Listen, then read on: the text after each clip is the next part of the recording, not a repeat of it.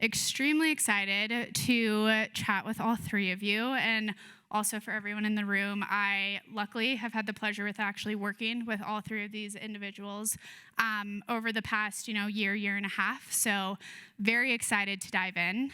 I know most of the discussions and panels up until now have been a bit more high level. For this, we're going to be getting a little bit specific and granular and talking about, as Michael mentioned, microlearning in action. So as we kick everything off, because there is a lot that we can cover, but the arc for the next hour or so is going to cover three main topics. The first is going to be considerations and challenges that lead considerations and challenges that happen when initially implementing microlearning. So we're going to get some information and stories from all three of these individuals on, what led you to consider microlearning and challenges implementing microlearning initially. Then we are going to dive into a topic that I think will resonate to everybody in here for all types of learning, but microlearning specifically, which is how do you get buy-in? And then lastly, we are going to spend some time talking through some specifics of how each of these individuals have used microlearning in their organizations. We'll talk about some data, which is my favorite thing to speak to, and then we'll wrap everything up from there. So with that, first and foremost, and we will just go down the line, I would love to start off with the question of what led you to consider microlearning initially? Okay. Yes. So I have to say, microlearning to me has always been a part of my practice, even before this amazing technology made it so much easier, because I really think that it's at the base of how humans learn, especially humans who might be a little overexcited and have small short-term memories, in which case microlearning is perfect because you have that constant repetition. So all of that said, I discovered Arist at a conference, and it blew my mind. And I knew immediately it was going to be part of whatever solution I was putting together. And so that's the beginning of the journey. Fantastic. Thank you, Allison. Corey, what about you? Yeah, so I actually, I struggled with the story here a bit, right? So I'm brand new to HP. So most of my story is actually from Intel, which is my previous employer. So I'll tell some stories there and take some liberties for sure. So it starts with a lot of success at Intel, unfortunately, around really good 2- and 3-day class seminars and retreats. Nobody in here has done anything like that. We won awards for it. We were recognized by the CEO. It was just really great stuff. And the campaigns brought awareness. It did all the great things. I sat in on those. I facilitated a lot of them. I got to talk to managers about how it went. It was all very positive. And then we discovered that 2 months later, 3 months later, right, 6 months later, not much actually had changed. I really appreciated the conversation earlier today, the panel about the head and the heart and the hands, right? Actually getting to a point where you're doing something about an insight that you've had, something that you feel is important. We weren't seeing that. The forgetting curve is real. Human attention spans are short. People have busy lives. All of this added up to something that we thought needed to change. And we were at a DevLearn conference, my team, years ago when we used to do more of that type of stuff, and ran into a group that wanted to talk about spaced learning. And we thought that was really interesting and decided that was something that we wanted to think more about, and really from that stumbled into this whole idea of let's break this down into bite-sized pieces. Let's start nudging our managers to do something after they've received training. For us, it was really about reinforcement. And consider a different way for them to take action after they've been inspired to do something. How many of you have used the Noom app or Noom users? Okay, so a few people, and maybe many of you are aware of this. That also inspired us, right? A consumer app that was nudging people to make better decisions in their personal lives around diet and lifestyle. And it was working, and everybody wanted to talk about it at Intel. And so we thought there's got to be something there to learn about and to apply at Intel. So that's kind of how we got started. Fantastic. Thank you. Kelly, what about you? At my organization, we have 60,000 associates over 7 states, so we have a large distributed workforce, and because we are a healthcare system, most of our associates are deskless workers. So it was always a challenge for us to figure out how do we get learning to our associates, especially those that are working on the front lines. And even some of our associates that are in departments like dietary or environmental services, they don't even necessarily have a company-issued email address. So it was difficult for us to think about how do we push information out and that they can access easily. And we have, similar to what Allison said, like we've always had microlearning to an extent, but we had a content library years ago that had a lot of microlearning, like short videos and things of that nature in that platform, but it was not widely used. When we look at our participation rates after 3 years, when our contract was up for renewal, it was very low because it was separate from everything else we were doing. It wasn't integrated. And that was one of the other key things, besides the fact that, as I mentioned, we have, associates that are very spread out, and we had to think about that from a distribution perspective, but we also needed something that felt integrated, and we were really starting to work towards a learner transfer effectiveness framework. And as a part of that framework, in really ensuring that learning transfer was happening, we were looking at microlearning as a big key in helping to reinforce what had been learned. And what Corey was saying, like maybe a traditional program, we don't even do many things anymore that are 2 to 3 days because our learners were telling us that they don't have the time for that.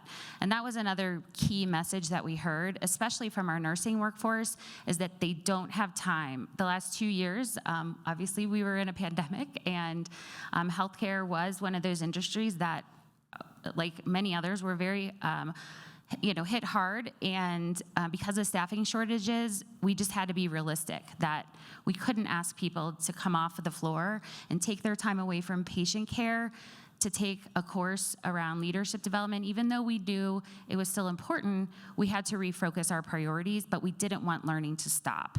And so that was another, big push for us to really consider what can we do with microlearning and really get information out to our associates. Add something Most really definitely. quick.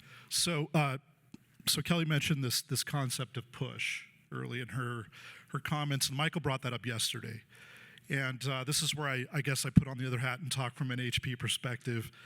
It's very clear to us that our employees don't have time to learn, but it's become clear only recently why.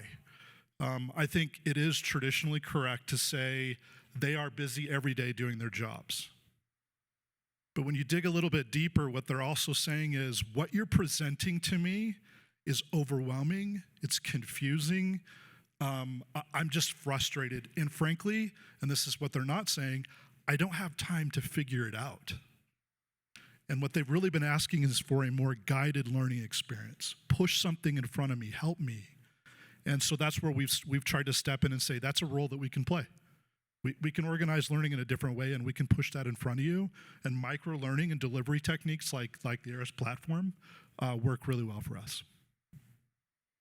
I love that, and actually want to double click on that for a moment before I dive into some of my other questions, because I think something with microlearning, and this actually leads into the Buyin conversation, and pairs with the accessibility conversation, is there's an aspect of it that lowers the barrier to entry. And the barrier to entry, in some cases, Kelly, as you're mentioning, can be, I don't even have a company email, so I'm not able to log into a system. The barrier to entry can also be, if you send me a 4-hour course with a 4-paragraph description, how am I supposed to discern what's in it for me, how it's actually going to help me? And that barrier to entry takes more time. And Corey, as you're mentioning, more effort without any guidance. Then the depersonalization also leads to the lower participation rates and engagement rates and the lack of time. So that's a very powerful aspect that I'm happy you brought up, because that's something I'd like to double click on. And yes, Allison, all you. Is this on? Okay. So I want to quote the great Canadian poet Alanis Morissette. It's like 10,000 spoons when all you need is a knife, right? And it might not be ironic, but it's bad learning, right? And so one of the things that I think people have been pushing back on is bad learning. And whether it's bad learning from an inappropriate instructional design, whether it's bad learning because it's coming ill-timed from a learning department that's disconnected from the cycles and needs of the business, like planning training for salespeople at the end of the quarter. Anybody ever done that? Yes. Doesn't work very well. And so I think that there's a barrier to entry when there's scar tissue in an organization for our potential learners. And I think that that's when there's this really like the secret weapon with microlearning where it doesn't look like all the stuff that sucked, right? It feels different. And so immediately you have their attention because you're showing them. You're not telling them that this is going to change their life or it's going to be different or it's going to be amazing. You're showing them that you've listened and that you are giving them something, when they need a knife, you're not handing them a spork, right? So it's a good starting place. Most definitely. I'm going to use that analogy and quote. Switching gears a little bit from the learner end, something that I'd like to dive into is the concept of buy-in. So Corey, I would like to start off with you and would love to get some detail and hear about your journey for your process of getting buy-in for microlearning at Intel and what your philosophy is on what's needed to launch an effective microlearning. Was that a two-part question? Yes. This is getting complicated. Yes. You can stick with the first part, and then we'll dive into the second All part right, after. Great. Yeah, because the buy-in is a hefty topic. Gotcha. Yeah, buy-in cannot understate the difficulty of that. I think again, I loved how this was talked about earlier. I think it was reasonably easy to get into the head of a sponsoring leader, right? The first part of that, for them to philosophically say, I understand. And then for them to actually feel that and write a check was something different altogether. For us, we took a very distinct approach. Number one, we wanted the evidence of the desire of this type of learning to be overwhelming. And so we didn't say, hey, this is going to be a great corporate L&D program. We went out and invited all of the businesses to participate in a pilot. And I think we had 5 groups that initially that said, hey, we're going to do this. Shannon helped guide us through this, so I'm looking at Shannon. And the response for those programs was super positive. And so it was really great to go into meetings and say, oh, by the way, did you know that your supply chain and procurement group really want this? Oh, by the way, do you know the finance team is going to rely on this next year to build their fundamental skills program? That was really nice to get buy-in and sponsorship. I think fundamentally we all understand that. The other is we, from the very beginning, you don't really know and you can't really buy into something that you haven't personally experienced. We felt that way about this. And so we had our CLO and other influential leaders in the business participate in early pilots. We had a whole sort of innovation program that we had established. Even before we got to pilot, there were pre-stages of that. We wanted them to experience it firsthand and say, wow, this is really different. And they did. And so it was easy for us to progress from that to something that we could scale pretty quickly. Fantastic. Thank you for that. Would also like to ask the exact same question to Kelly, too, because I think that the differences when the workforce, similar to for Bon Secours Mercy Health, the difference between the needs of nurses and the needs of leaders, but also where that can bridge in terms of getting buy-in. I would love if you could speak a little bit to that. Certainly. So the idea for using ERA specifically came forward from my learning delivery team because they were getting frustrated that people weren't coming to our courses. And so that's probably not a surprise that what we've just talked about, over the last day or so, that we can't just put something out there and expect that people will show up. So there's a lot of aspects to that, of course, but they did bring this forward and they said, what if we tried this approach? And I was really excited about it. I said, let's put a proposal together and let's talk to our leaders. So we did that. And I feel like for the most part, we had pretty decent buy-in, but there were a lot of stakeholders that we had to connect with. Because nursing is our largest population within our healthcare system, that was going to be critical for us to get the buy-in from our nursing leadership. And so that's really where we went first. And we thought about what type of experience could we do with nurses that may have the biggest impact. And one of the pilots that we did is with our clinical preceptors, because we are onboarding so many new nurses to our ministry that have never been on the floor before. So, we are looking at that, and we know that we'll continue to have that gap moving forward. And we wanted to be sure that our preceptors were prepared to take on that population. And so that's where we started initially. And then we were thinking about what other groups might really benefit from this in a pilot experience, similar, to what Corey was sharing. And one of the things that we noticed from our leader feedback scores, we do a leader feedback survey each year. And when we were looking at the data, we really look at a combination of questions that put together what we call our manager effectiveness score. And for those managers who had had a low score for the last 2 years, we went to their leader and we said, okay, first time that happened, shame on them, but second time now, shame on you, because you are supposed to be supporting and developing this individual, and if you saw that they scored low the last year, now they've made no improvement over the year when we put forth, different strategies and things that they could do. And so we specifically designed one of our pilots to be for leaders of leaders, because what we found when we went out and we had those conversations was that a lot of leaders who were at a director level and above were saying, well, it's not my responsibility to manage or develop my people. Like, they kind of looked at it, their job was to just run the business and be strategic, but not necessarily to develop other leaders that are under them. And so that, I think that was a huge, misconception, of course, and we knew we had a real opportunity there. So when we were looking at buy-in, one of the ways that we got support was by going to our Human Resource Operations Excellence Committee, and it is all of our HR leaders from all across our health system.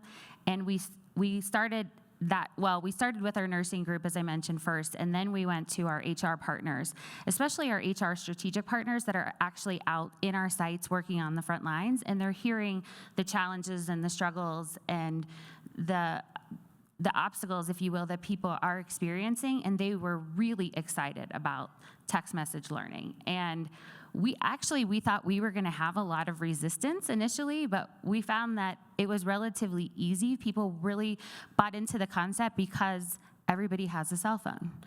And we did get a few questions about, well, can our nurses have their cell phone or their personal phone on the floor and things of that nature? And we were able to work through all of those things.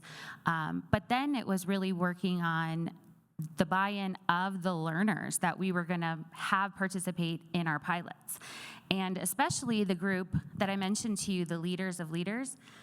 What was interesting is that was a standalone course that we did. So we did not have them attend an additional course and then use the text message learning as reinforcement.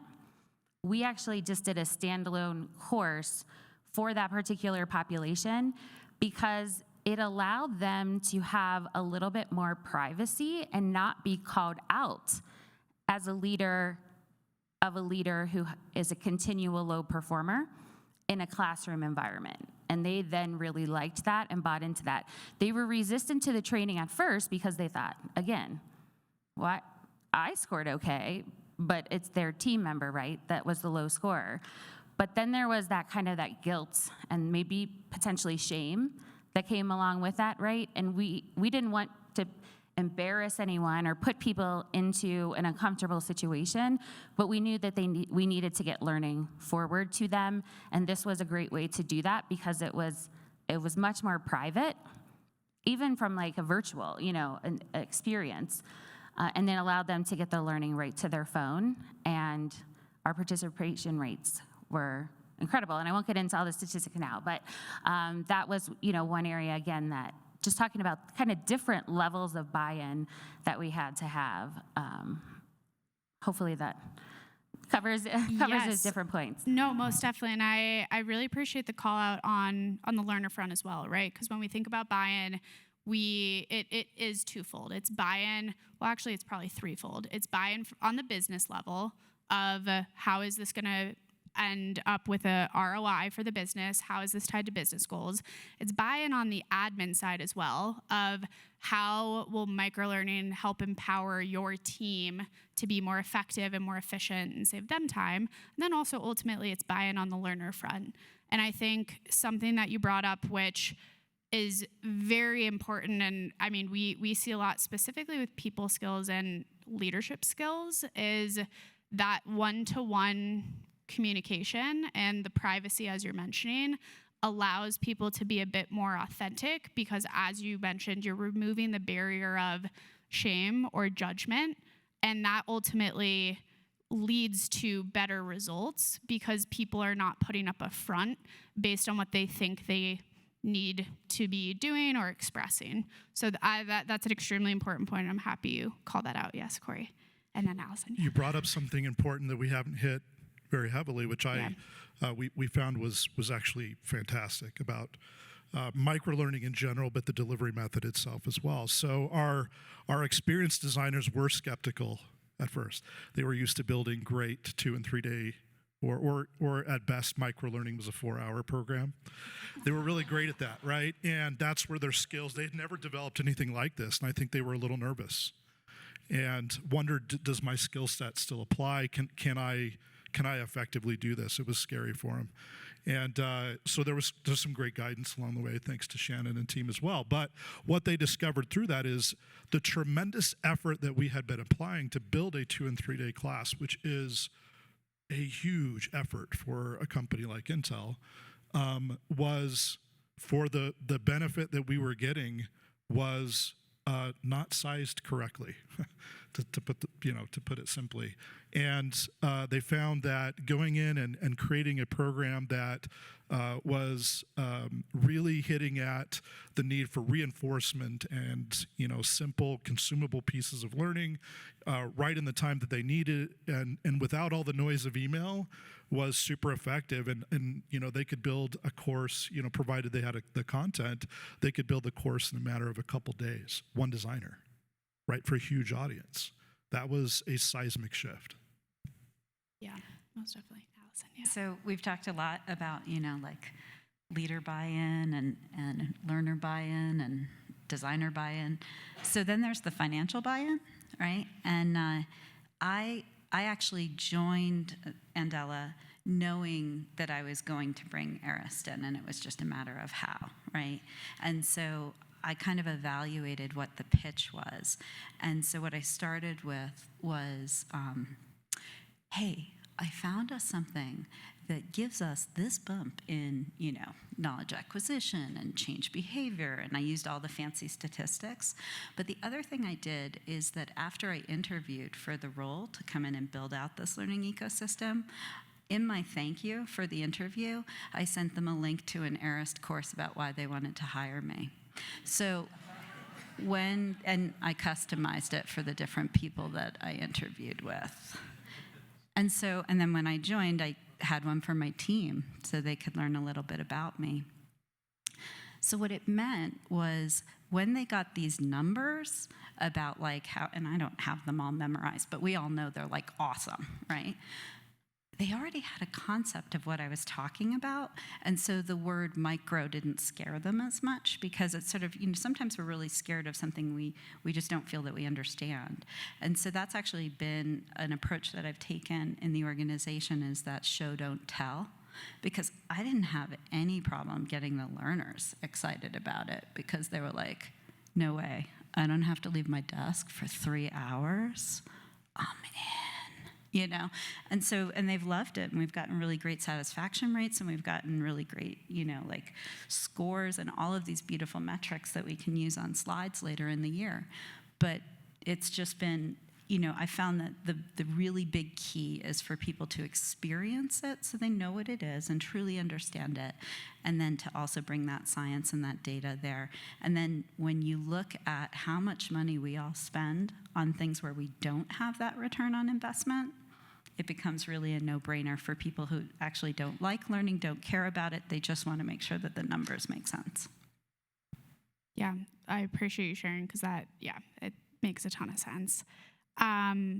Okay, fantastic. Switching slight gears and diving into some specifics of how you all have used microlearning. I'm going to round robin a bit, but what I would love to start off with is if you can all just, and I'll start with you, Corey, and then we'll go around. Would love to just hear at a high level, the story of how Intel specific, and you alluded to it a bit, but about how Intel used microlearning and what went well, but also what did you learn and take away from the initial uses of microlearning within Intel? Yeah, so I'll talk about one particular program. Like I mentioned earlier, we had several groups that launched a program that ranged in size from 30 individuals up to, I think the group that I'll talk about was almost 1,000. And then programs since then that I actually don't have to catch up on and find out about.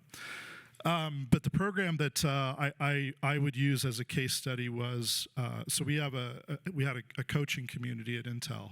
These were employees that were certified as coaches. They were volunteer coaches, in their free time to help out whatever employees needed some coaching. And the coaching ranks or the coaching community is actually quite large, and it's global at Intel. It's a great service. And there's a team that manages them. They work on development for that team specifically. The director at that time was a partner named Bea, who was running that. She was very interested in helping the coaches to sort of refresh some of their training. There were some sort of important cycles that were coming in terms of what they wanted to do and reaching out to employees for coaching, and they wanted to make sure that they were all equipped to do that, right? Remembering the skills and practices that they had developed over time to do that. And so they built a program. So they didn't really have content or much content for that. It was a newly created program. But they built it very quickly. They launched it to, I think they invited about 850 coaches, and the response was, I can't remember the exact number, but it was a lot higher than expected, I'll say that. And that community, of course, included people from all business groups, ICs, managers, directors, executives, right? So it was really interesting to start getting an email from somebody who was a director in an engineering group saying, I just took this really interesting coaching refresh course. How did you guys do that? And can I use that in my group? All right. But that's, from the start to finish, it was really just about introducing the concept and the possibility to the group, helping them think through the type of content that they wanted to put out there, thinking through what it would mean to be concise, because of a new format and what they could use, and then how to follow up to collect some data with the coaches on how it went. And it was very positive. I think, again, I don't have the data in front of me, but we measured, the baseline of data versus what they had retained afterwards, which was really good. And since then, I'm sure they've done other measurements as well. Fantastic, thank you. Something that I want to double click on that actually leads into me asking the same question to Kelly is when we talk about data and the data that microlearning also allows us to gather, the important aspect that is not talked about as much is with microlearning and spaced learning, that also allows you to collect spaced data. And I think something that is missing in other traditional learning methods is, yes, you can gather satisfaction when somebody finishes a course, but 30 days after, how are they feeling about those concepts and what they applied? 60 days after, do they even remember what they went through? And so with microlearning and with being able to space it out, which I'm kind of teeing up one of the use cases for Bon Secours, is that is another very impactful aspect of microlearning and what the spaced time allows you to drive not only for the learner, but also for the information that you're gathering. So with that, Kelly, would love if you could dive in a little bit with, sharing the same story of how you used microlearning thus far. Absolutely. So as I mentioned earlier, one of our key initiatives is around learner transfer effectiveness, and we are building out a framework for that using the 12 levers of transfer effectiveness. And we know that a set of levers is around the trainee themselves and their own motivation. And so we did, take that into consideration, and having something easy and accessible for them was going to be key, and making them motivated to actually, to look at the transfer of that learning outside of the traditional course. And then we have, support from the organization, and then the design levers as well. And with that model, we were looking at our programs. One in particular, and one of the pilot experiences I haven't talked about yet, is one we did with frontline leaders for approachable leadership. So our approachable leadership course is a 3-part course. Each session is 90 minutes, and they can space those out. So we do recommend that they take them in order, so part 1, 2, 3, and then at the end of the course, we would send a post-course follow-up with kind of actually like a microlearning job aid that we put together with some of the key concepts. And then we had, and I'll look at, because I did bring the numbers just to refresh my memory, we had 145 frontline leaders that enrolled to be in the the extension, if you will, of the Approachable Leadership Program through this ARIS microlearning. And so one of the things that we were incredibly happy with is the completion rate. So the completion rate was 94%. So out of those 145 learners, only 3 are still we're in progress. But everybody had actually signed on and is participating. And then we would provide not only the knowledge nudges, if you will, but we would also build in, and this is a critical part for us to be able to measure if there is transfer of learning happening, was we build knowledge checks into that. So when we would send the nudges at, day 15, day 30, day 45, and we did that over a 6-week period, then we were able to see if they were truly then, through a combination of getting additional information, were they retaining it? And the answer accuracy for that course was at 97%. So we were incredibly happy to see how well people were retaining, looking at, again, really building a framework for how do we set up effectiveness of the transfer of learning. And even for and Shannon, you may need to explain to the group a little bit more about the interactivity rate, if you will, but our interactivity rate for that course was 58%, where I believe the benchmark is around 40%. Is that correct? Yes, Okay. exactly. And to clarify quickly, interactivity is a metric that we use to measure how much a learner is actively interacting and participating with the course. So that includes maybe a missed question or skipping over a question, and sort of the balance of, for completely non-required questions, what that interactivity looks like. So that's the definition of that metric, and back to you. That's great. Yes, thank you. I knew you could say it better than I did. One of the other things that we wanted to measure, of course, was did people actually see a difference? Was there behavior change? And so with the Approachable Leadership course, we asked the question, pre and post learning experience, how would you rate your present connection with your team? So prior to the learning experience, it was a 7.7, and then at the end of the experience, it was an 8.3. So we were, again, very glad and impressed to see that we felt that there was a change in behavior. And I didn't bring up all the notes, but we have pages and pages of comments from our surveys that we did to really ask people what specifically has changed for them. And they really just talked about key concepts from the course and how they're having more open dialogue with their team members, which is what our main goal was with our Approachable Leadership course for our frontline leaders, is just to open that dialogue and have more conversation, more engagement between that manager and the associate. Fantastic. Thank you so much. And lastly, but before we continue on, Allison, same question goes for you, both tactical and conceptual. The story of how you have used microlearning thus far, and also your plans for the future. So, right now, we've been using it with onboarding, and we've been using it with new manager training, as well as other initiatives. I've got other things that are kind of in the works right now. But what I wanted to do, too, was to just kind of share sort of some of the ways I'm looking at the different use cases for this. And I have a microphone in one hand, so I only have one free hand. And I'm going to ask your help for some of this, okay? So the first thing is holding their hands for support. Can you hold my hand? Okay, so this is like when you're holding their hands for support, right? And so that's like, when you really need to like sit together in the suck because there's something bad happening and you have to like help them through it, right? And then there's also like empathy, that you can use the course in that way.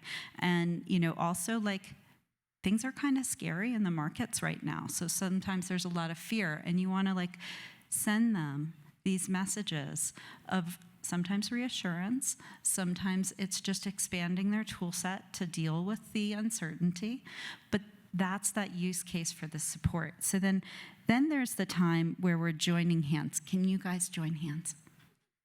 Yeah, like together. Okay. This is when we're connecting people. You did such a great job. Thank you so much.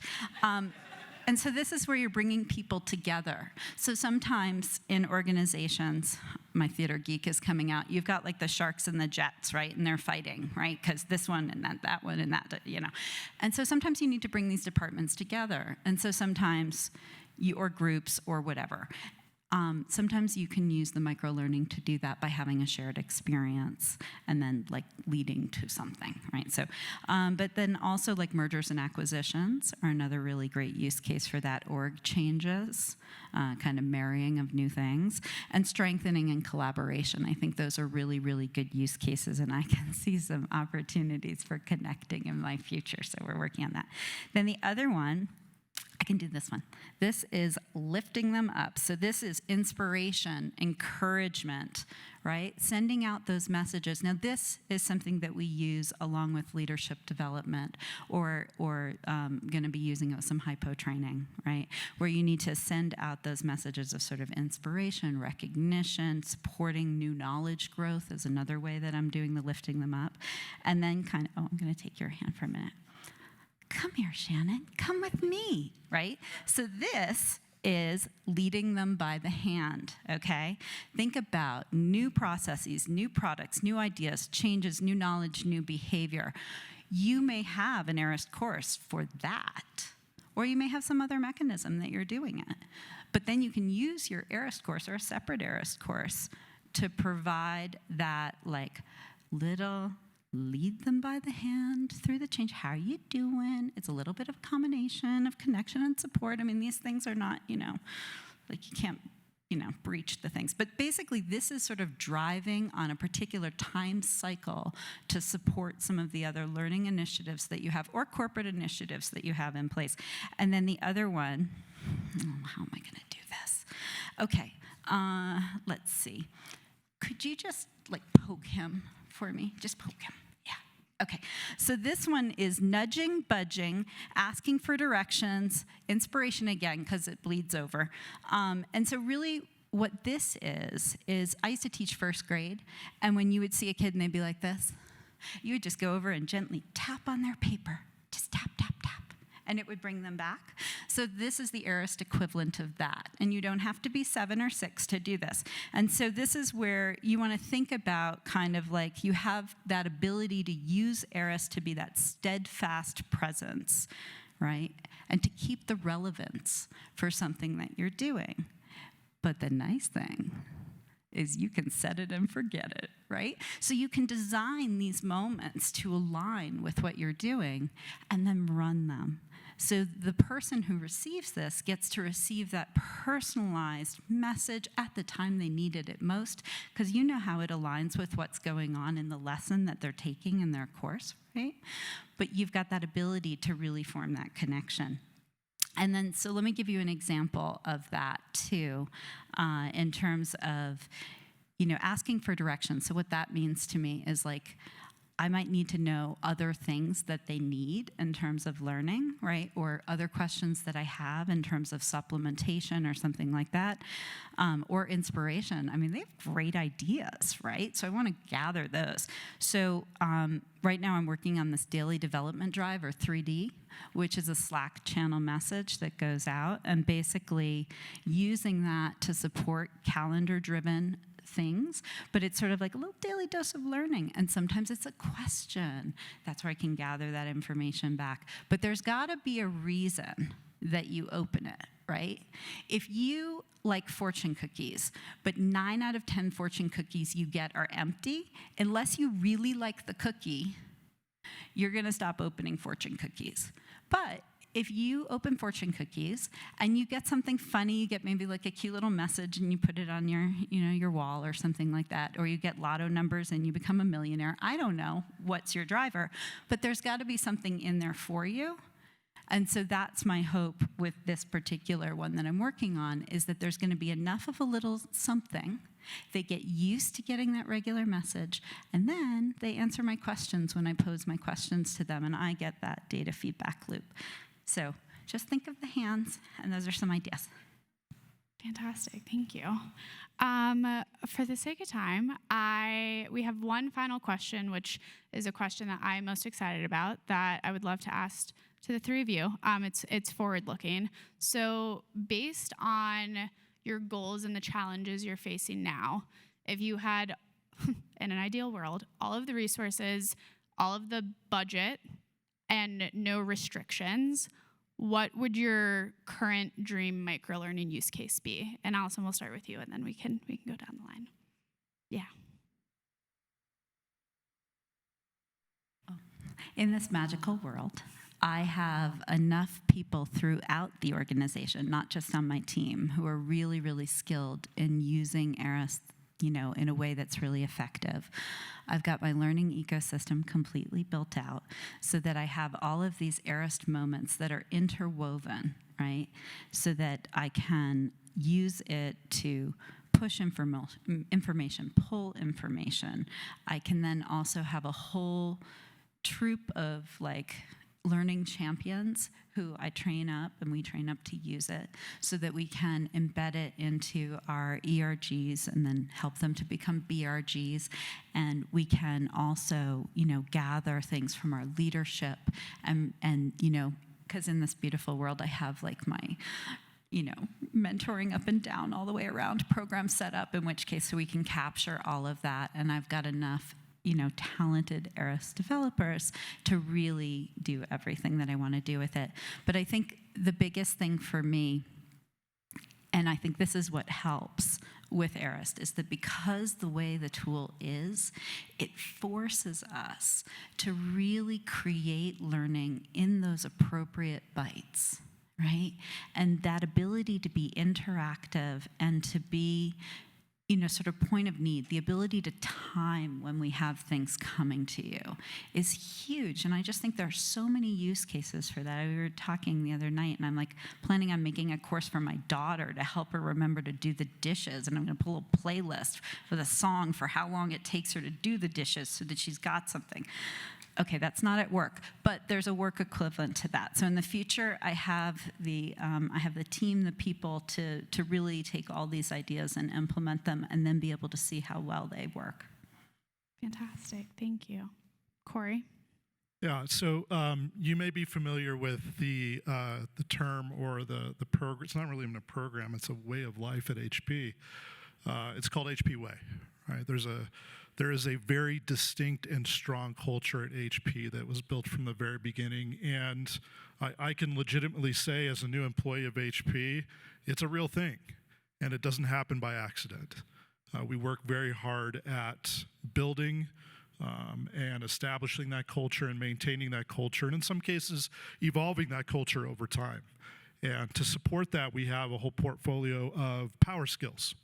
And so when I thought about this, my first thought was, as we're reconsidering and rebuilding our power skills portfolio, I would love to move a lot of that to microlearning.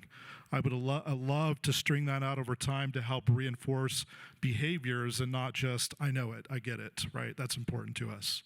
But actually have people over time start to practice things, live into it even more than they do now, and maybe in a new way for HP for the future as we evolve our business. So assuming that we get the opportunity to do that and that I can get my experienced designers starting to work on that and work with a great partner like Eris, that would be something that I would love to do. I would love to support that. Fantastic. And yeah, the people skills and the power skills that, resonates entirely, so appreciate that. And lastly, Kelly. A huge misconception at our organization is that HR is responsible for onboarding. And because of that, there's not a lot of formal onboarding that happens within our departments, and the managers traditionally in the past have not really seen it as their role. They always were looking to HR to provide that. So my dream scenario would be to be able to use it for onboarding for every single associate, and that we would create a onboarding that the associate gets the information, but then the manager of that associate also gets exactly where that new associate of theirs is in the onboarding process. So, the message to the manager might say, it's your new employees day 2. Here is what they will cover. Here's a question you should ask them. Here's how you can reinforce it.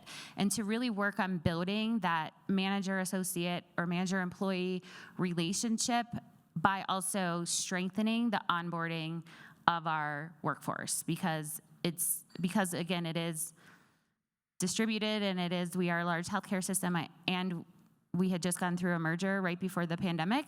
We were still working on creating what is that true onboarding system, and I think that's our biggest opportunity, is to have consistency in the message and that support of the new associate, and then again, that alignment with the manager. Would also like to work with you. Fantastic. Thank you all so much, first and foremost. And really quickly before we wrap up for lunch, something that is actually a 6-word phrase that we throw around a lot within Eris and within our organization, but I think it actually ties together aspects that all 3 of you have spoken to, is ultimately what microlearning empowers all of us to do is deliver the right information to the right people at the right time. And if we can continue to build on that for all groups of people within our organizations, I think that's the ultimate goal, and I'm just excited to be able to continue to build on that with everyone in this room. So just thank the 3 of you so much for taking the time and participating in the panel, and thank you to all of you for listening and taking the time as well.